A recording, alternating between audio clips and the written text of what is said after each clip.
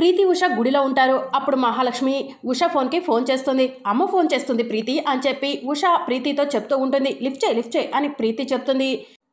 Usha phone lift చేసి అమ్మ అని చెప్పి అనటంతో ఉష నేను మీరెక్కడున్నారు అని మహాలక్ష్మి అడుగుతూ ఉంటుంది. పెద్దమ్మ మేము గుళ్ళోనే ఉన్నాము అని చెప్పి ఉష చెప్తూ ఉంటుంది. పిన్ని మీ ఫోన్ కోసమే ఎదురు చూస్తున్నాము అని ప్రీతి చెప్తూ ఉంటే మీరు చెప్పిన విధంగానే సీతను దారిలోనే వదిలేశాం పెద్దమ్మ అని చెప్పి ఉష చెప్తూ ఉంటుంది.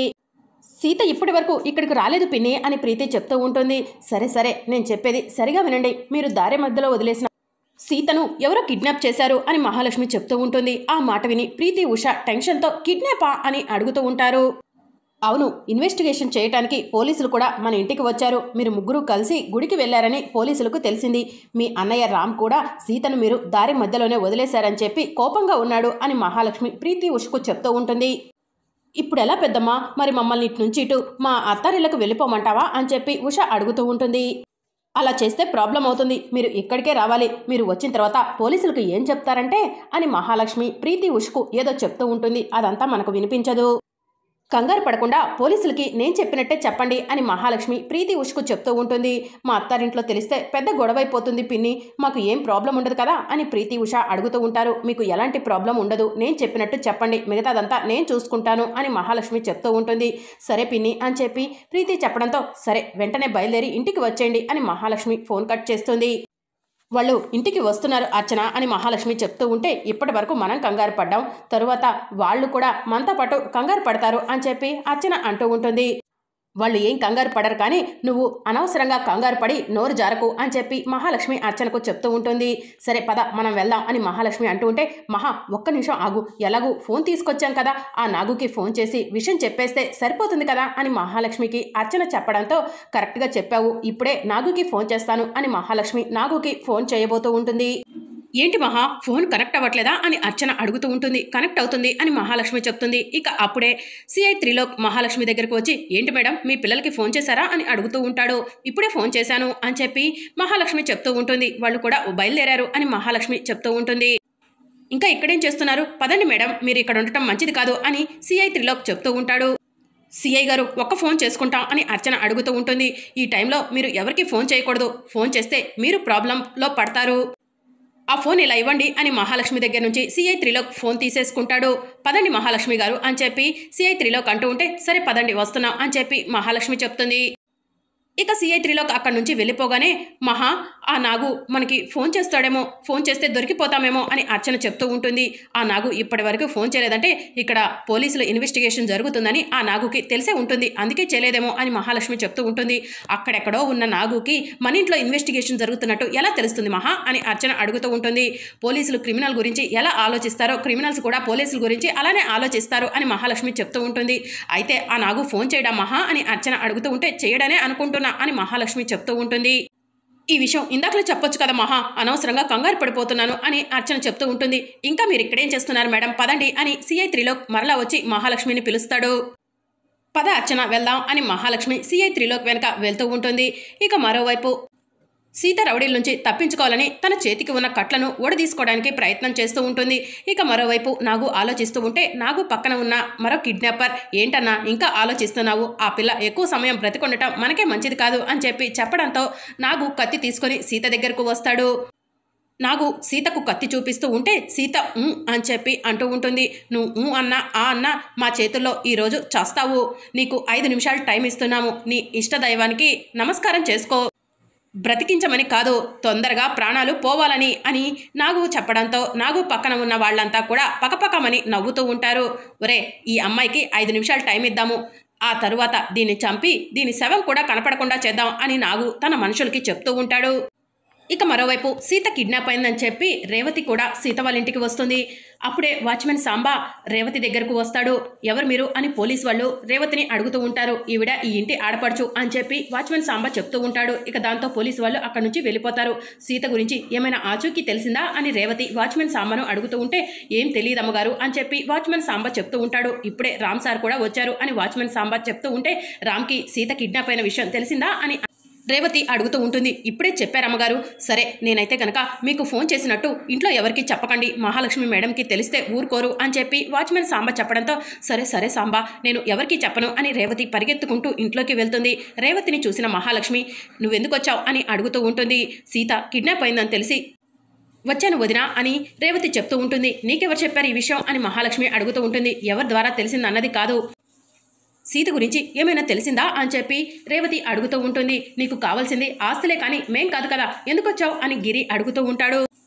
సీత మీకెంతో నాకు కూడా అంతే. సీత మా పెళ్లి జరిపించింది. నేను సీతపై సానుభూతితో రామ్ని ఓదార్చుదామని వచ్చాను అని రేవతి చెప్తూ ఉంటుంది. నీ ఓదార్పు ఎవరికేం అవసరం లేదు, ముసలి కన్నీరు కార్చడానికి వచ్చావు అని మహాలక్ష్మి రేవతిని అంటూ ఉంటే, ఆగు మహా, పోలీసుల ఇన్వెస్టిగేషన్ జరుగుతుంది, ఇప్పుడు ఇలాంటి మాటలు మాట్లాడుకోవటం కరెక్ట్ కాదు అని జనార్దన్ చెప్తూ ఉంటాడు. బాధపడకు రామ్, సీతకు ఏమీ అవ్వదు. సీత ఇలాంటి సమస్యలను ఎన్నిటినో కూడా ఎదుర్కొంది. ఇప్పుడు కూడా సీత సేఫ్గా ఇంటికి వస్తుంది అని రేవతి రామ్ని ఓదారుస్తూ ఉంటుంది. సీతకు బయట శత్రువులు ఎవరూ లేరు రామ్, ఇది ఇంట్లో వాళ్ళ పనే అనిపిస్తుంది అని రేవతి చెప్తూ ఉంటుంది. అంటే ఏం మాట్లాడుతున్నావు రేవతి, సీతకు ఇంట్లో శత్రువులు ఎవరున్నారు అని మహాలక్ష్మి అడుగుతూ ఉంటుంది. నీకు మేము శత్రువులయ్యాం కదా అని సీత కూడా మాకు శత్రువు అనుకుంటున్నావా అని అర్చన అడుగుతూ ఉంటుంది. నీకులాగా అయిన వాళ్ళపై పగపట్టే మనస్తత్వాలు మావి కాదు అని గిరి అంటూ ఉంటాడు. ఇదంతా చూస్తున్న ఏసీపీ సిఐ దగ్గరకు వెళ్ళి, ఏంటయ్యా ఈ ఫ్యామిలీ బయట నుంచి చూస్తుంటే డీసెంట్గా కనిపిస్తుంది, ఇంట్లో ఇన్ని గొడవలా అని అడుగుతూ ఉంటాడు. దూరపు కొండలు నునుపు అని ఊరికే అంటారా సార్, పెద్ద పెద్ద కుటుంబాల్లో ఇలాంటివి ఇప్పుడు జరుగుతూనే ఉన్నాయి కదా, మన మీడియాలో ఎన్ని చూడట్లేదేంటి అని సిఐ త్రిలోక్ ఏసీపీతో అంటూ ఉంటాడు. నిజమేనయ్యా, ఇంకా మీడియా వాళ్ళు రాలేదు, వీళ్ళ పరువు అంతా కూడా పోయేది అని చెప్పి ఏసీపీ అంటూ ఉంటే, మీడియాని పిలిపించమంటారా సార్ అని సిఐ అడుగుతూ ఉంటాడు. ఎందుకయ్యా, మన మీద ప్రెజర్ రావడానికి అని చెప్పి ఏసీపీ అంటూ ఉంటాడు. అందుకే ఎవరిని కూడా గొడవ పడొద్దని చెప్తున్నాను, మన కుటుంబ పరువు మీరే తీస్తున్నారు అని జనార్దన్ అంటూ ఉంటాడు. అంతా కూడా వీళ్ళ వల్లే, ఒకప్పుడు మన పరువు తీసింది చాలదన్నట్టు ఇప్పుడు మళ్ళీ ఎందుకు వచ్చినట్టో అని మహాలక్ష్మి రేవతిని అంటూ ఉంటుంది. రేవతి అత్తయ్య సీత మీద ఉన్న అభిమానంతో వచ్చానని చెప్పింది కదా అని రామ్ అంటూ ఉంటాడు. మరి తను మమ్మల్ని అనుమానించడం కరెక్టా రామ్ అని మహాలక్ష్మి అంటూ ఉంటుంది. సీత వస్తే ఇదంతా ఎవరి పనో సీతే చెప్తుంది అని చెప్పి రేవతి అంటూ ఉంటుంది. ప్రీతి ఉష ఇంకా రాలేదేంటి పిన్ని అని రామ్ అడుగుతూ ఉంటాడు. ఫోన్ చేశాం రా, బయలుదేరారంట అని అర్చన చెప్తూ ఉంటుంది. వాళ్ళు వచ్చిన తర్వాత మీరు ఎవరు కూడా మాట్లాడదు, నేను అడుగుతాను అని చెప్పి రామ్ అంటాడు. ప్రీతి ఉష వచ్చేసరికి ఆ నాగు సీతను చంపేస్తే బావుండు అని మహాలక్ష్మి మనసులో అనుకుంటూ ఉంటుంది. మరోవైపు కిడ్నాపర్ నాగు దగ్గరికి ఒక అతను వెళ్ళి, అన్న ఆ అమ్మాయికి ఇచ్చిన 5 నిమిషాల టైము అయిపోయింది, ఆ అమ్మాయిని ఫినిష్ చేద్దాం పదన్న అని చెప్పి అంటూ ఉంటాడు. ఇక దాంతో నాగు కత్తి తీసుకొని సీత దగ్గరకు వెళ్ళి, పాపా ఇక నీ చాప్టర్ క్లోజ్, నీ పని అవుట్ అని చెప్పి తన చేతిలో ఉన్న కత్తి తీసుకొని సీత పొట్టలో పొడవబోతూ ఉంటే సడన్గా సీత తన చేతికి ఉన్న కట్లు ఓడదీసుకొని నాగు చేతిని గట్టిగా పట్టుకుంటుంది.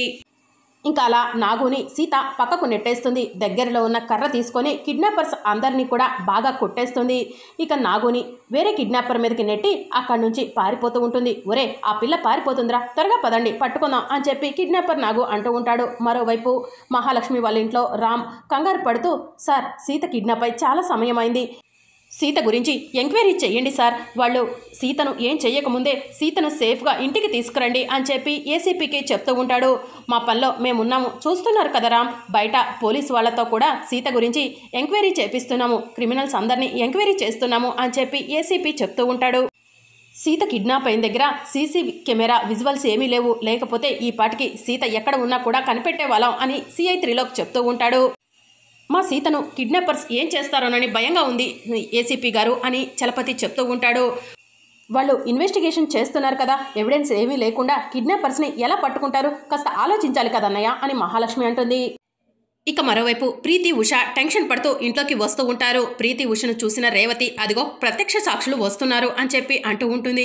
ఇక రామ్ ప్రీతి ఉషకు ఎదురు వెళ్ళి సీతను ఎందుకు దారిలోనే వదిలేశారు అని చెప్పి నిలదీస్తూ ఉంటాడు. రామ్, వాళ్ళు నీ చెల్లెలు, నేరస్తులను అడిగినట్టు అడుగుతున్నావేంటి అని మహాలక్ష్మి అడుగుతూ ఉంటుంది. వాళ్ళు చిన్నపిల్లలు రామ్, వాళ్ళని ఎందుకు అంతలా భయపెడుతున్నావు అని అర్చన అంటుంది. వీళ్ళు చిన్నపిల్లల పెళ్లిళ్ళు చేసుకొని కాపురాలు చేస్తున్నారు అని చెప్పి చలపతి అంటాడు. మంచి సంబంధాలు వచ్చాయని పెళ్లి చేశాము, లేకపోతే వాళ్ళు ఇంకా చదువుకునేవాళ్ళు కదా బావా అని చెప్పి గిరి అంటూ ఉంటాడు. ఇప్పుడు విషయం అది కాదు అన్నయ్య, సీతను వీళ్ళు దారి మధ్యలో వదిలేయబట్టే సీత కిడ్నాప్ అయింది అని చెప్పి రేవతి చెప్తూ ఉంటుంది. మీరాగండి, మేము కనుక్కుంటాం కదా అని ఏసీపీ అంటూ ఉంటాడు. అసలు ఏం జరిగిందో వివరంగా మాకు చెప్పండి అమ్మా అని ఏసీపీ ప్రీతి ఉషను అడుగుతూ ఉంటాడు. మీరు ఏం దాచినా కూడా మాకు తెలిసిపోతుంది, జరిగింది జరిగినట్టుగా చెప్పండి అని CI 3లో ప్రీతి ఉషను అడుగుతూ ఉంటాడు. మా పిన్ని చనిపోయింది అనుకున్నాము, ప్రాణాలతో బయటపడేసరికి చిలుకూరి బాలాజీ టెంపుల్కి వస్తామని మొక్కుకున్నాము. పిన్నిని చూసి తోడుగా వదిన్ను తీసుకొని చిలుకూరి బాలాజీ టెంపుల్కి బయలుదేరాము. దారి మధ్యలో ఉషకు వెక్కిళ్ళొస్తున్నాయి. తగ్గకపోవడంతో మంచినీళ్ళు తీసుకొస్తానని వదిన కారు దిగింది. కారు దిగిన సీత వదిన ఎంతసేపటికి రాలేదు. ఏం చేయాలో అర్థం కాలేదు. చాలాసేపు సీత వదిన కోసం ఎదురు చూశాము. వదిన రాకపోయేసరికి టెంపుల్ మూసేస్తారని చెప్పేసి మేము టెంపుల్కి వెళ్ళిపోయాము అని ప్రీతి ఉష పోలీస్ వాళ్ళకు చెప్తూ ఉంటారు. కాదు ఏసీపీ గారు, సీతమ్మ నాకు ఫోన్ చేసినప్పుడు ప్రీతి ఉషలే దారిలో వదిలేసి వెళ్ళిపోయారని చెప్పింది అని చెప్పి చలపతి చెప్తూ ఉంటాడు. కావాలని వదిన్ను తోడుగా తీసుకెళ్లిన మేము ఎందుకు అలా దారిలో వదిలేసి వెళ్తాం మోయా అని చెప్పి ప్రీతి అడుగుతూ ఉంటుంది. నిజంగా చెప్పండి, ఇదే జరిగిందా అని ఏసీపీ అడుగుతూ ఉంటాడు. నిజం చెప్తున్నాం సార్ అని ప్రీతి ఉష చెప్తూ ఉంటారు. కిడ్నాపర్స్ అయితే గనక ఈ టైం కల్లా ఫోన్ చేయాలి, అంటే కిడ్నాపర్స్ పని కాదు. సీత ఏమైనా నగలు వేసుకొని వెళ్ళిందా అని చెప్పి ఏసీపీ అడుగుతూ ఉంటే సీతమ్మ నగలేం వేసుకెళ్ళలేదు సార్ అని చలపతి చెప్తూ ఉంటాడు. దొంగలయ్యి ఉంటే కనుక సీత దగ్గర ఉన్న నగలు డబ్బు తీసుకొని ఈ పాటికి సీతను వదిలేసి ఉండాలి. సీత ఈ టైంకి ఇంటికి వచ్చి ఉండాలి. అంటే ఇది దొంగల పని కూడా కాదు. మళ్ళీ అడుగుతున్నాను, మీకు ఇంట్లో పర్సనల్గా ఏమైనా గొడవలు ఉన్నాయా అని ఏసీపీ మహాలక్ష్మి వాళ్ళను అడుగుతూ ఉంటే సీతకు ఇంట్లోనే శత్రువులు ఉన్నారు ఏసీపీ గారు అని రేవతి చెప్తూ ఉంటుంది. రేవతి, అనవసరంగా మాపై నిందలు వేయకు అని మహాలక్ష్మి అంటూ ఉంటుంది. మాకు సీతకు ఏమైనా గొడవలు ఉన్నాయంటే అత్త కోడళ్ళ మధ్య గొడవలే కానీ చంపుకునే అంత గొడవలు కాదు అని మహాలక్ష్మి చెప్తూ ఉంటుంది. మీరు ఆపుతారా? మమ్మల్ని ఇన్వెస్టిగేషన్ చేయనిస్తారా? మిస్టర్ రామ్, మీకు మీ భార్యకి ఏమైనా గొడవలు ఉన్నాయా అని ఏసీపీ అడుగుతూ ఉంటాడు. వాట్ డూ యూ మీన్ అని రామ్ అడుగుతూ ఉంటాడు.